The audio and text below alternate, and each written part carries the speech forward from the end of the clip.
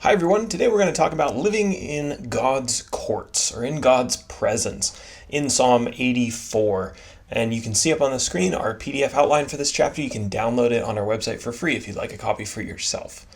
The authors of Psalm 84, the sons of Korah, which we haven't talked about. We've talked about Korah. He's an interesting guy in the history of Israel. Some of his descendants would become integral in the worship of the Israelite people.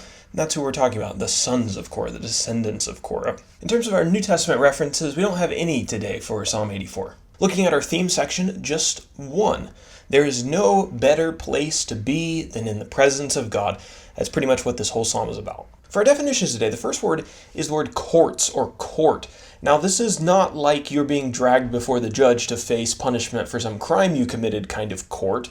This is used in another sense. If you've ever seen medieval movies with kings and queens in them, you may have heard this term used in this kind of way. A king's court consists of those who are regularly allowed into his presence. They don't have to ask permission. Many of them actually make their home in the palace. So that's the sense in which it's being used here. Then we have another term, a little bit more mysterious, the Valley of Baca in verse 6. If this was a geographic location, its identity is unknown. Baca may have been a particularly dry valley on the road to Jerusalem. Most interpreters believe that the word Baca should be understood to carry the idea of lamentation or difficulty or sadness or weeping. Therefore, passing through the valley of Baca was to pass through a sad and a desolate place. Now, that doesn't make much sense now, but when we go through the psalm, and hopefully you've already read it, you'll understand a little bit more the way that term is used and the idea that he's trying to get across. We have 12 verses to cover, and just one section today, a blessed life in the courts of God, verses 1 through 12. So the sons of Korah said that they really loved to be in the courts of God. The author here seems to be alluding to the temple in Jerusalem when he's talking about these courts. And that makes sense because the temple actually had like physical courtyards. But I think it's equally applicable to any place that the psalmist felt the peace and the safety of God's presence. God's presence was a place where everyone could find tranquility.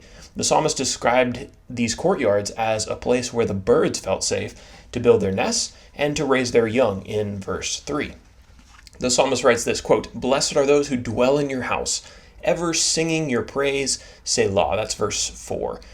Blessed is I think the idea is, blessed is the man who follows the example of these birds, who makes God's house the home of his heart and sings continually to the Creator in worship, just like the birds. Blessings are to those whose hearts long to be on the highways to Zion.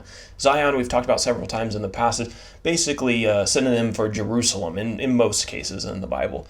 Blessed are those who travel to Jerusalem regularly to go to the house of the Lord to worship.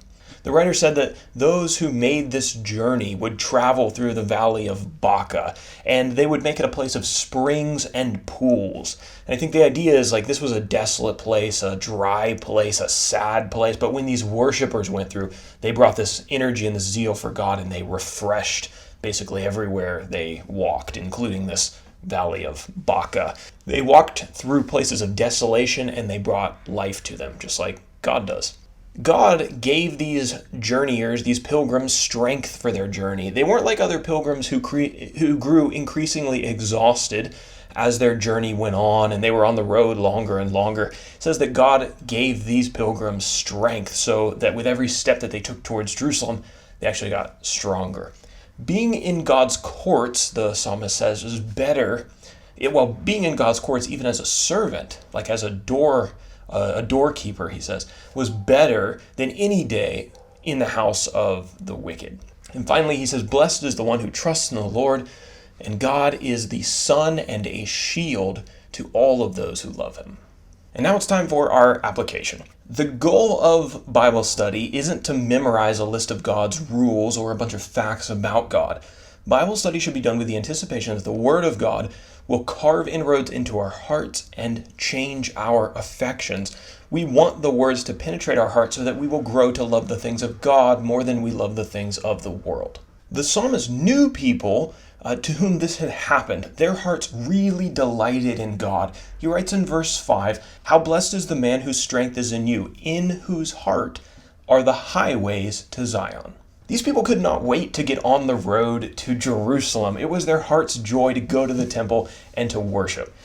Now, can you think of a road that brings you joy? And by this I mean a physical road that you've driven on or walked on or rode your bike on or something like that. One that leads you to a place where you really like to go. For me and my brothers, I know that this was the road to camp every summer. We only took that road once a year. And so when we were on it, we were happy. Our hearts were happy. There was no other road that we would have rather been on. And that is the goal of Bible study, to delight in God's way, to map the highway to Him on our hearts, to worship as we walk, knowing that there is no better road.